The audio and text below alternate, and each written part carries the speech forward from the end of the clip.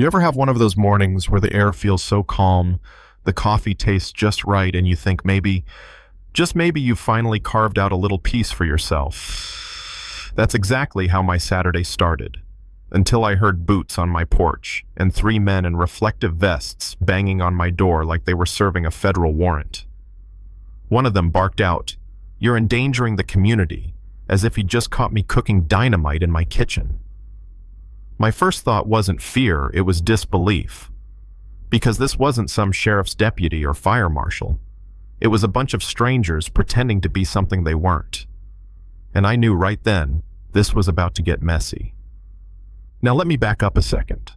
I live in a cabin I built myself about 200 yards outside of the Cedar Ridge HOA. That distance is no accident. I bought county land specifically so I wouldn't have to deal with pastel-colored committees telling me what to plant in my yard or what color shingles I could use. I thought I'd bought peace of mind. Instead, I got a front-row seat to the HOA's latest scheme. These three men showed up in cheap vests, with HO Patrol stenciled on the back, and clipboards that looked like they'd been printed at Kinko's. They said they were running an emergency preparedness drill and needed to inspect my cabin for compliance. One of them even flashed an ID where the word sentry was spelled wrong. I couldn't help myself. I laughed in his face. I pointed to the orange survey stakes marking the property line. "See those? That's county land. You got no authority here." He smirked like I was a child who didn't understand the rules. "Sir, insurance regulations allow us to expand drill zones during fire season. We can inspect any property in the emergency response perimeter." That line right there told me everything I needed to know. They were bluffing, throwing around official-sounding nonsense, hoping I'd fold, so I tested them. "All right, then show me the paperwork. Show me one county permit that says you can touch my land." He flipped through a laminated sheet full of buzzwords. Ready Block 90 this and protocol compliance that, but not a single word about county property. Meanwhile, his buddies were at my back gate, slapping a bright yellow zip tie through the latch with a tag that read, "Emergency access point do not remove." My blood started boiling. I stormed over and snapped, "Get that off my gate right now. You're trespassing." That's when the leader dropped his fake friendly tone. "Sir, you're interfering with official operations. Cooperate or we'll have to escalate this matter." Escalate to who? The HOA president. A bake sale committee. I pulled out my phone and said, "Fine. Let's get the sheriff on the line and sort this out." Funny thing, suddenly, they didn't want the sheriff involved.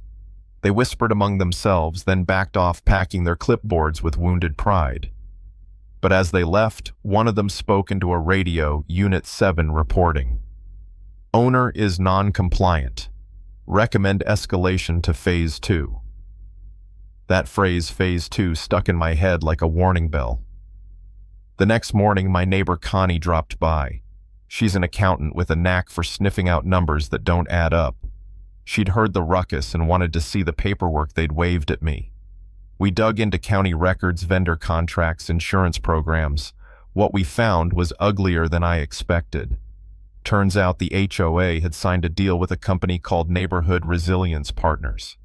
On paper, they were supposed to run safety drills inside HOA common areas, parks, pools, that kind of thing. Nowhere did it say they could march onto private county land. Worse, Connie found no trace of them in the state's licensing database. They weren't a security company. They weren't even licensed consultants. They were in every legal sense nobodies. That night, I found out what Phase 2 meant. Around midnight, I woke up to headlights creeping up my driveway.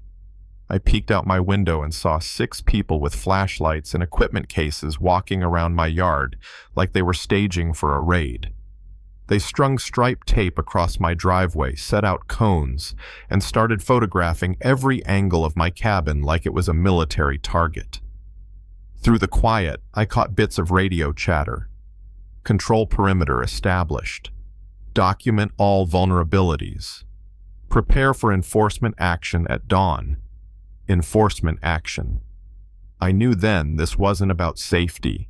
It was about intimidation. I called my cousin Jake, a retired Army comms specialist, who now spends his weekends tuning radios in his garage. I told him, "Bring your analyzer. These clowns are transmitting something they shouldn't." 40 minutes later, Jake rolled up and hiked through the woods with a case of gear. He listened in, then shook his head. "They're using encrypted bands reserved for law enforcement. That's a federal offense." He tracked their signals, recorded everything. And when they started pulling evidence off my property, breaking off the zip ties they'd planted earlier, he muttered, "That's theft. They're removing evidence to cover their tracks." By the time they drove off, we had enough recordings to make the FCC foam at the mouth. But Jake looked me dead in the eye and said, "If they called this Phase 2, I'd hate to see Phase 3. The following day, my phone rang non-stop. Neighbors were reporting the same thing. Fake patrols zip-tying gates, sticking emergency access tags on barns, even marking a kid's swing set as an evacuation staging area. Worse, the HOA had started a smear campaign. Flyers with my face on them plastered around town, labeling me a dangerous resident who was threatening community safety. They left copies on bulletin boards, post office walls, even under car wipers at the grocery store. They wanted to isolate me, make me out to be the villain. But instead it backfired. By evening, nearly 20 families showed up at the fire station with photos, fake notices, and angry stories. We realized this wasn't just about me. This was a county-wide operation designed to expand HOA control and pocket insurance discounts through fabricated reports. When Phase 3 rolled in, we were ready. 3 SUVs full of fake security rolled up with cones and PA systems blasting through loudspeakers. "Attention residents, this property is under emergency compliance check. Cooperate or risk enforcement." But this time they weren't met with a lone cabin owner. My cousin Jake had returned with his sister, another Army vet, a comms expert who brought high-definition cameras and directional mics. Neighbors lined the road with their own phones streaming live. Within minutes, the spectacle was online. And here's the thing about liars: they crumble under bright light. Their radios crackled with panic control, multiple civilians recording. Request media management. The response came quick. Abort. Withdraw immediately. They scattered like roaches, but the damage was done. Every fake badge, every illegal radio transmission, every misprinted business card had been documented and shared. By the next morning, federal investigators were on my porch with real badges, asking detailed questions. Turns out the Neighborhood Resilience Partners wasn't just trespassing. It was a shell company tied directly to the HOA's emergency chairwoman who'd been siphoning funds for months, funneling money through fake vendor contracts and filing fraudulent compliance reports to get insurance discounts. We weren't just dealing with nosy neighbors. We were dealing with federal crimes, embezzlement, wire fraud, unauthorized use of restricted technology. Within days, the arrests came. Agents hauled away the ringleaders, seized equipment, froze accounts.